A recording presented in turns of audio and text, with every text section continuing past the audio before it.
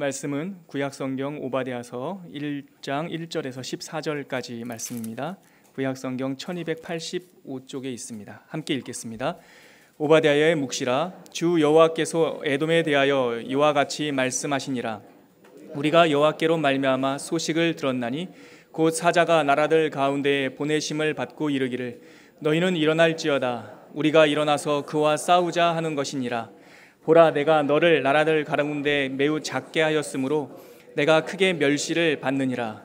너의 마음의 교만이 너를 속였도다. 바위 틈에 거주하며 높은 곳에 사는 자여, 내가 마음에 이르기를 누가 능히 나를 땅에 끌어내리겠느냐 하니, 내가 독수리처럼 높이 오르며 별 사이에 깃들일지라도 내가 거기에서 너를 끌어내리리라. 여호와의 말씀이니라. 혹시 도둑이 내게 이르렀으며 강도가 밤중에 내게 이르렀을지라도 만족할 만큼 훔치면 그치지 아니하였겠느냐. 혹시 포도를 따는 자가 내게 이르렀을지라도 그것을 얼마쯤 남기지 아니하였겠느냐. 내가 어찌 그리 망하였는고. 에서가 어찌 그리 수탈되었으며 그 감춘 보물이 어찌 그리 빼앗겼는고. 너와 약조한 모든 자들이 다 너를 쫓아 변경에 이르게 하며 너와 화목하던 자들이 너를 속이며 내 먹을 것을 먹는 자들이 내 아래 함정을 파니 내 마음에 지각이 없음이로다. 여호와의 말씀이니라. 그날에 내가 에돔에서 지혜 있는 자를 멸하며 에서의 산에서 지각 있는 자를 멸하지 아니하겠느냐. 그마나 내 용사들이 놀랄 것이라. 이로 말미암아 에서의 산에 있는 사람은 다 죽임을 당하며 멸절되리라. 내가 내 형제 야곱에게 행한 포악으로 말미암아 부끄러움을 당하고 영원히 멸절되리라. 내가 멀리 섰던 날 곧 이방인이 그의 재물을 빼앗아가며 외국인이 그의 성문에 들어가서 예루살렘을 얻기 위하여 제비 뽑던 날에 너도 그들 중 한 사람과 같았느니라. 내 형제의 날 곧 그 재앙의 날에 방관할 것이 아니며 유다 자손이 패망하는 날에 기뻐할 것이 아니며 그 고난의 날에 내가 입을 크게 벌릴 것이 아니며 내 백성이 환난을 당하는 날에 내가 그 성문에 들어가지 않을 것이며 환난을 당하는 날에 내가 그 고난을 방관하지 않을 것이며 환난을 당하는 날에 내가 그 재물에 손을 대지 않을 것이며 내 거리에 서서 그 도망한 자를 막지 않을 것이며 고난의 날에 그 남은 자를 원수에게 넘기지 않을 것이니라. 아멘. 오늘부터 내일까지 오바댜서를 짧은 성경을 이틀에 걸쳐서 우리 묵상하게 되어 있습니다. 아침에 아침 예배를 위해서 우리 중보기도 하는데 우리 한 형제님은 평생에 오바댜서 설교를 처음 듣는답니다. 여러분들도 찾기 어려우실까 봐 제가 아까 페이지를 알려드렸는데 평생 처음 듣는 분 계시지요? 그 형제만 그런 걸로 알겠습니다. 모두 21절로 기록된 오바댜서는 구약 성경에서 제일 짧은 성경입니다. 아무리 짧아도 하나님의 계시된 말씀으로서 각 성경은 그 고유한 역할과 분명한 메시지가 있다는 사실을 우리는 알고 있습니다. 오바댜서는 어떤 이야기를 우리에게 전해주고 있습니까? 오바댜 선지자가 맡은 임무는 아주 분명합니다.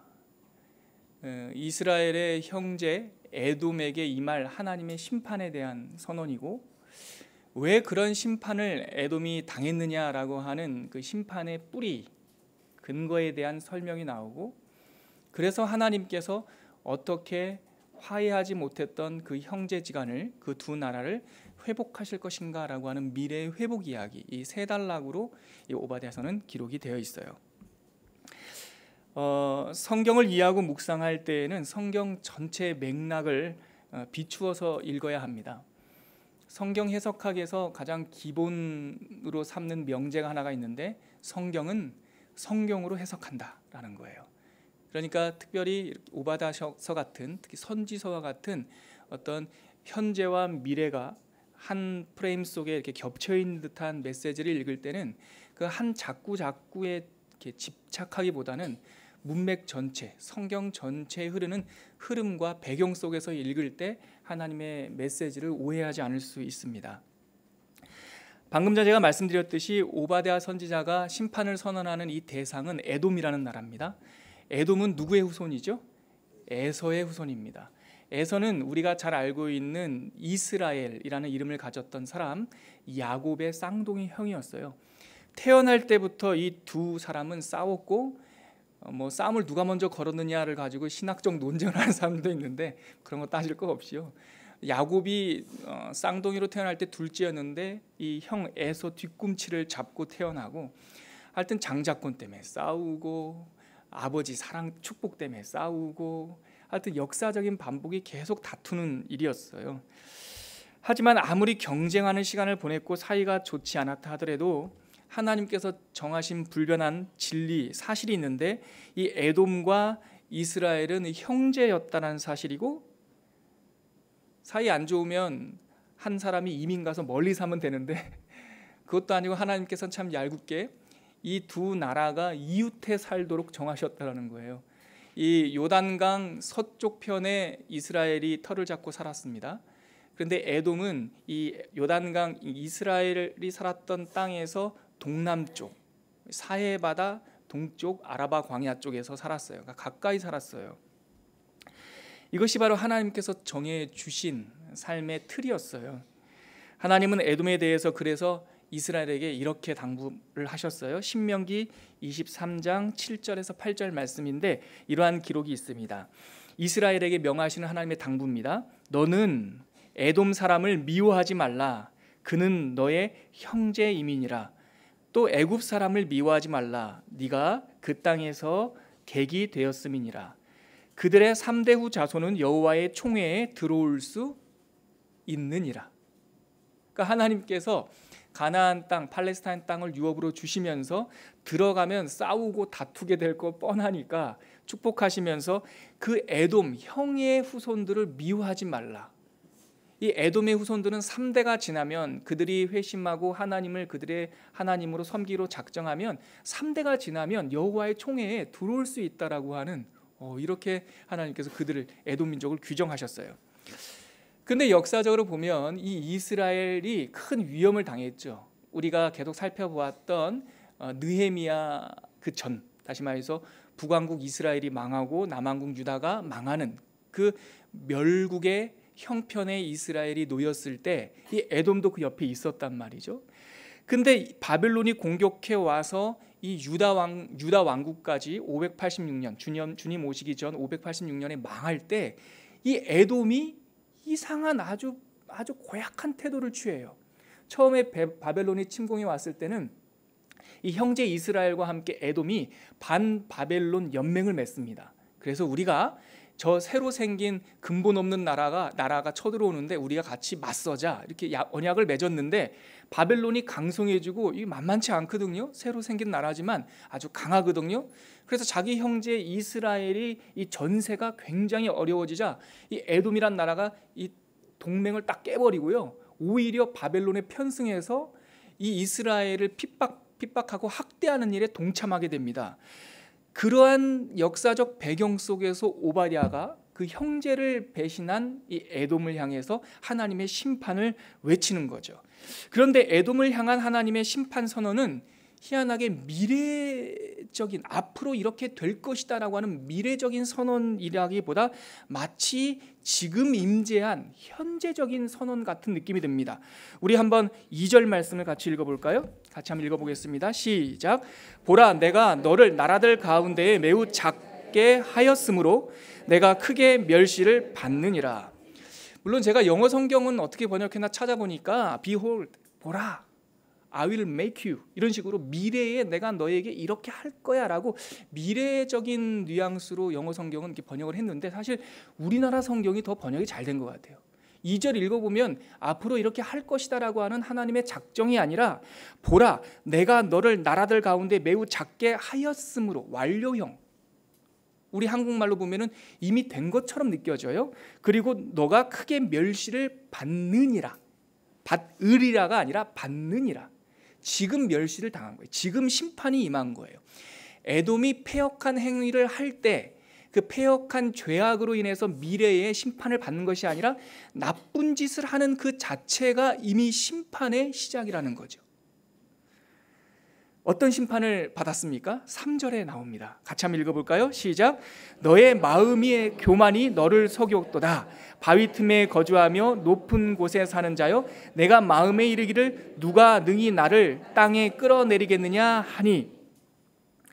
이 형제를 배신한 에돔에게 그 즉시 임한 하나님의 심판은 너의 마음의 교만이 너를 속이는 심판이라는 거예요.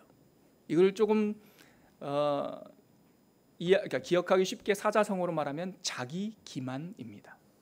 스스로 속는 저주. 기만이라고 하는 것은, 자기 기만이라고 하는 것은 하나님이 무지한 백성에게 내리는 저주와 같습니다. 자기 기만이라는 게 뭐예요? 마음 스스로 자기가 자기를 속이면서 사는 것을 자기 기만이라고 해요. 에돔은 자기 스스로를 속였어요. 3절 말씀에 보니까 내가 바위 틈에 거주한다. 자기 안전하다는 얘기예요. 그리고 내가 높은 곳에 산다. 자기가 꽤 괜찮다라는 얘기죠. 근데 이게 바로 스스로 속는 자기 기만이에요. 이스라엘과 에돔은 동일한 정말 바람 앞에 촛불과 같은 그런 나라였어요. 근데 자기 스스로 자기네 나라는 바위 틈에 사는 안전한 민족이라고 속고 있는 거예요.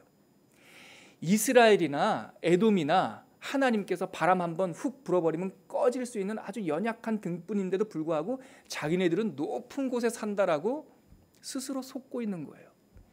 이 자기 기만이야말로 하나님께서 교만한 민족, 교만한 사람에게 내리는 아주 심각한 저주입니다.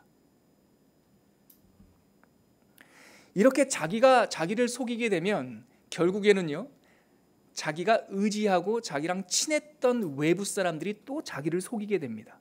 다른 사람에 의해서 속아 넘어가게 됩니다. 그것이 바로 7절 말씀이에요. 같이 한번 읽어볼까요? 7절 말씀 시작.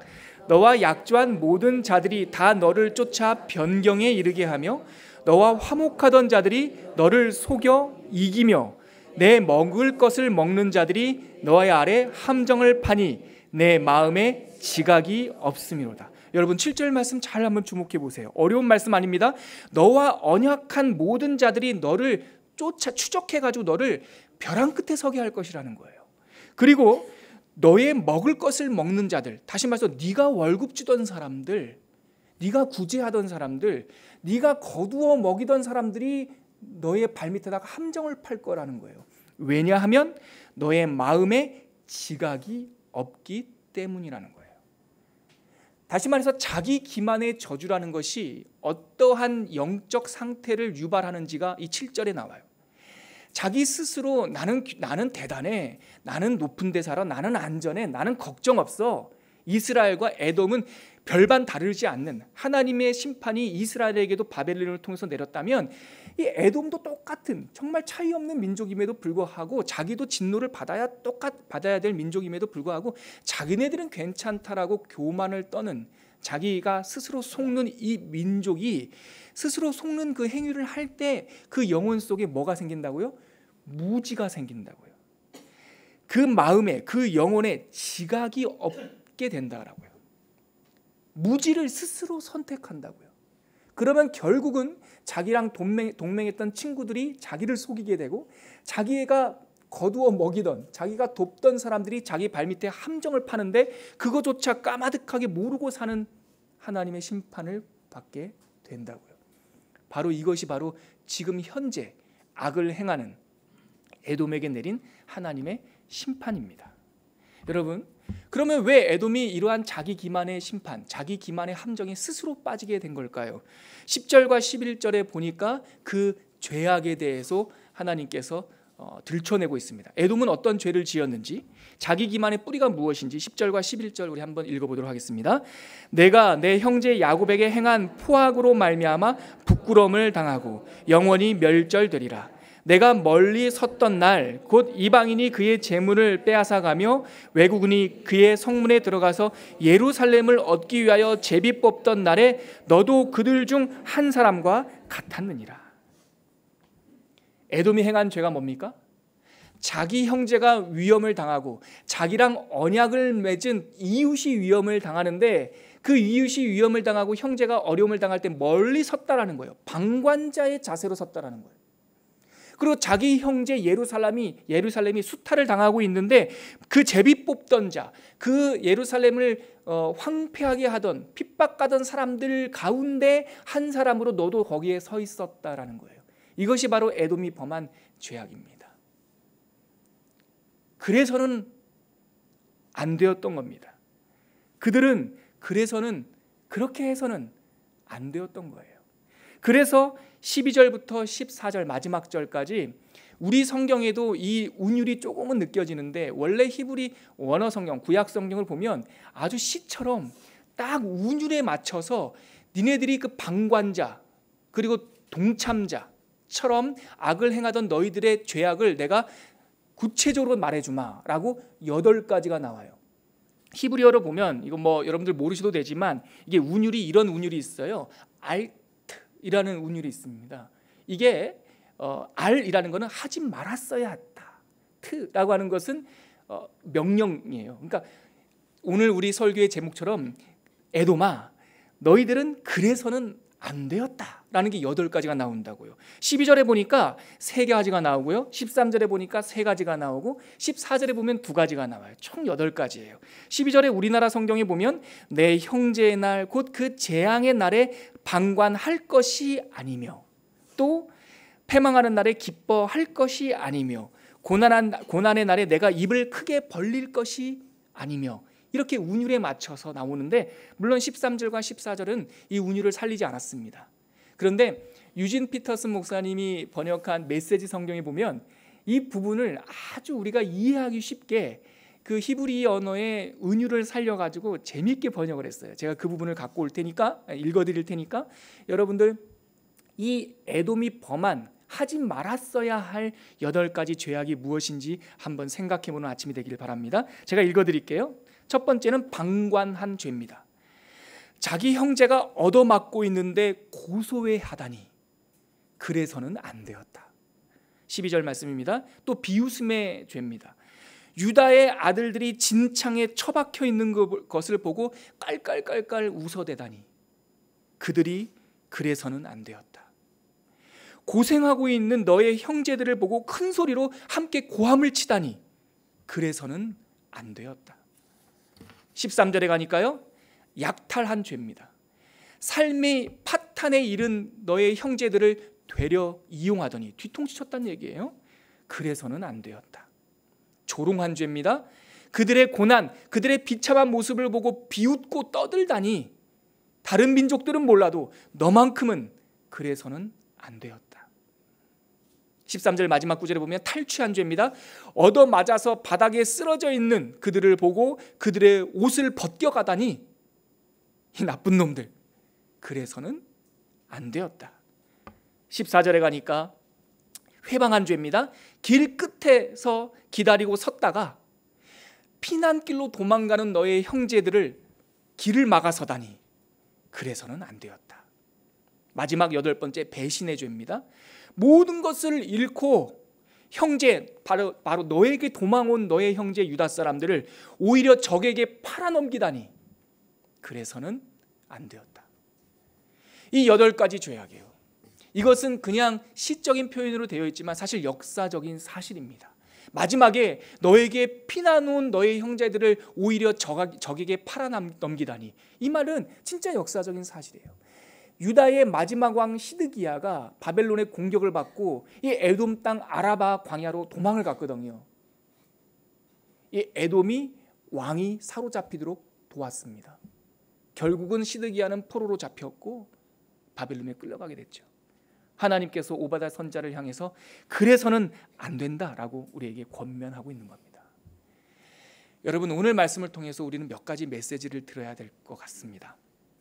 먼저 우리가 무지를 선택하는 우리 가운데 지혜가 없는 그런 하나님의 심판을 받은 사람처럼 그렇게 구덩이에 빠져서는 안 된다는 겁니다. 토마스 아퀴나스는 신학대전이라는 책에서 이런 표현을 썼어요. 참 희한하게도 사람들이 스스로 무지를 선택하는 경우가 있다. 왜 그럴까? 거리낌 없이 죄를 짓고자 하길 원할 때, 거리낌 없이 죄를 짓고자 할 때 스스로 자기의 감각을 둔하게 만드는 무지를 선택한다는 거예요. 아까 오바댜 선언에서 뭡니까? 하나님께서 너희들에게 진노를 내렸는데 너희들 가운데 지혜가 없어지고 지혜자가 다 멸절될 거라는 거예요. 무지가 너희들에게 임할 거라는 거예요. 그러면 어떻게 된다고요? 자기 스스로 속아요. 자기 기만에 빠진다고요. 누가 봐도 망할 길을 가고 있는데 자기 스스로는 망할 길인지를 몰라요. 저랬다가는 큰일 나는데 자기는 양심의 화인을 맞아가지고요 무덤덤한 거예요. 이것이 하나님의 심판임을 오늘 아침에 깨달아야 합니다. 그런데 여러분, 이렇게 자기 기만의 죄에 빠지면 결국은 다른 사람에 의해서 또한 속임을 당하게 됩니다. 제가 언젠지는 기억이 안 나지만 예전 일로 기억이 나요. TV에서 추정 60분이라는 게 있었어요, 프로그램에. 그때 지금도 기억이 나는 게 쫓는 자와 쫓기는 자라는 제목으로 기억나세요? 옛날 이야기인데 그런 프로그램이 있었어요. 뭐냐면요, 사기의 올무를 놓은 사람들을요 추적하고요, 그 사람에게 사기를 당한 사람들이 짧게는 몇 년, 길게는 10년 동안 자기의 전 재산을 사기를 해서 도망간 사람을 쫓는 이야기가 추정 60분에 나왔어요. 저는 그때 대학을 다니던 걸로 기억을 나는데 그 장면을, 그 프로그램 르포를 쭉 보다가 저는 한 가지 재밌는 걸 깨달았어요. 사기를 놓은 사람과 그 사기라고 하는 함정을 놓은 사람의 심리적인 기질과 사기를 당한 사람의 심리적 기질이 어쩌면 이렇게 비슷할까? 사기의 올무를 놓은 사람은요, 사기를 당한 사람의 심리적 기질 뭐예요? 일확천금, 한 번에 천금의 이익을 얻고자 하는 욕망을 자극해서 사기를 놓더라는 거예요. 그 시절에요, 가끔 어떤 여자한테 전화가 자주 왔었어요. 저한테요. 좋은 땅이 있는데 사지 않겠냐라는 전화예요. 여러분들도 그 시절에 한 번쯤 받아보셨을 거예요. 저는 돈도 없었지만 저는 그 전화 받을 때 참 의문이 들었던 게, 그렇게 좋은 땅이면 자기가 사지 왜 아무런 연고도 없는 저한테 그걸 가르쳐 줍니까? 사기에 빠지는 사람은 어쩌면 우리 영혼의 깊은 곳에 자기 기만에 하나님의 저주가 임한 거 아닌가? 우리 가운데 탐심이 있는 거 아닌가? 욕심이 있는 거 아닌가? 그래서 다른 사람에 의해서 속임을 당하는 것이 아닌가? 오늘 하나님께서는 오바댜 선지자를 통해서 자기 기만의 심판을 받은 그 에돔, 네가 너의 형제를 저주하고 핍박하면서 너가 잘 될 줄 알았지? 결국 10년이 못 되어 에돔도 바벨론의 종이 됩니다. 이 장면을 통해서 우리는 우리 인생을 바라보게 되죠. 에돔이 우리 같죠?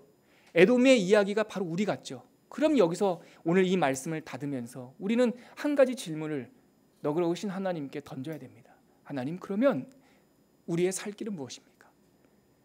오바댜와 똑같습니다. 배신의 길로 속히 가고 형제가 잘 되는 거 보면 비웃고, 내가 너를 지켜줄게 했는데 그 친구의 전세가 어려우면 오히려 고함을 치고 하는 것이 접니다. 어떻게 하면 하나님, 이 자기 기만의 저주에서 벗어날 수가 있겠습니까? 하나님께, 사랑이 많으신 하나님께 물어야 됩니다. 저는 이 말씀을 갈라디아서 5장에 있는 말씀으로 하나님의 음성을 들으면서 오늘 함께 기도하길 바랍니다. 갈라디아서 5장 14절에서 26절까지 말씀은 하나님께서 우리가 자기 기만의 심판에 빠지지 않는 생명의 길을 알려주시는데, 갈라디아서 5장 14절은 이렇게 시작합니다. 14절과 15절은 오바댜 이야기입니다. 잘 들어보세요, 여러분. 온 율법은 너의 이웃 사랑하기를 너 자신같이 하라 한 이 한 말씀에 이루어졌나니, 만일 서로 물고 먹으면 피차 뭐하리라? 멸망할까 조심하라. 에돔과 이스라엘에게 얘기하는 거예요. 이웃 사랑이라. 너희들이 서로 물고 물리면 같이 망한다. 지금 오바댜 이야기죠. 그럼 어떻게 살 길을, 우리가 어떠한 살 길을 쫓아 행해야 됩니까? 바로 16절에 이어서 나옵니다. 내가 이르노니 너희는 성령을 따라 행하라. 그리하면 육체의 욕심을 이루지 아니하리라. 육체의 욕심은 성령을 거스리고 성령은 육체를 거스리나니 이 둘이 서로 대적함으로 너희가 원하는 것을 하지 못하게 하려 함이니라. 우리 안에 있는 자기 기만, 이것을 뭐가 중지시킨다고요? 성령을 따르는 삶이 중지시킨다고요. 그리고 나서 18절부터 이하에 육체의 욕심이 뭔지 목록이 나오고, 그 다음에 22절과 23절에는 그와 반대되는 성령의 열매가 무엇인지 나오면서 24절과 25절, 26절에는 우리의 이 탐심, 자기 기만에 빠지게 되는 이 탐심을 십자가에 못 박으라라고 하는 선언이 나옵니다. 우리 24절에서 26절만 한번 읽고 말씀을 마칠까 합니다. 하나님의 생명의 길을 보시고 그대로 행하는 우리가 되길 바랍니다. 함께 읽겠습니다. 그리스도 예수의 사람들은 육체와 함께 그 정욕과 탐심을 십자가에 못 박았느니라. 만일 우리가 성령으로 살면 또한 성령으로 행할지니 헛된 영광을 구하여 서로 노엽게 하거나 서로 투기하지 말지니라. 그리스도의 사람은 우리의 탐심과 욕망을 어디에 못 박는다고요? 에돔이 받았던 이 자기 기만의 저주에서 벗어날 수 있는 생명의 길입니다. 오늘 아침에 이것을 결단하는 아침이 되기 바랍니다. 함께 기도하겠습니다. 함께 기도할 때, 하나님, 우리는 너무나 자주 무지를 스스로 선택하고 거침없이 죄를 짓고자 하는 욕망과 죄악의 오염이 있습니다. 하나님, 용서하여 주시고 우리가 속임의 올무에 빠지지 않도록 도와주시고, 우리 힘으로는 이 속임의 올무에서 자유로울 수 없사오니 성령을 따라 행하는 삶이 되게 하여 주시고, 우리의 탐심과 정욕은 십자가에 못 박는 생명의 길로 가게 하여 주시옵소서. 이렇게 결단한 마음으로 기도하겠습니다. 하나님 아버지, 은혜를 감사합니다. 오늘 오바댜 말씀을 통하여서 자기 기만의 저주에 빠지지 아니하도록 도와주시고, 스스로 속는 자가 되지 아니하도록 도와주시고, 내가 나의 욕심과 탐심에 의하여서 나도 속이고 또한 다른 사람에 의하여서 속임을 당하는 인생 살지 아니하도록 도와주시옵소서. 형제를 조롱하지 않도록 도와주시고 미워하지 않도록 도와주시고, 그러나 그래서는 아니 되었다라고 말씀하신 하나님의 권면을 삶의 지표로 삼고 살아가게 하여 주시옵소서.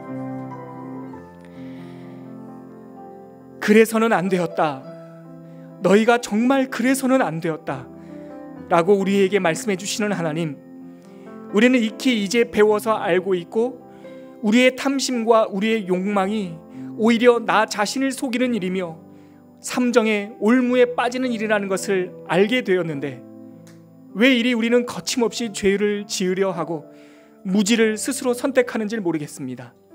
주 하나님 아버지, 우리 힘으로는 할 수 없사오니 성령의 세례로 임재하여 주셔서 우리의 이런 미력한 영혼을 붙들어 주시고 십자가를 붙들고 끌어안고 살아가는 하나님의 그리스도의 사람이 될 수 있도록 인도하여 주시옵소서.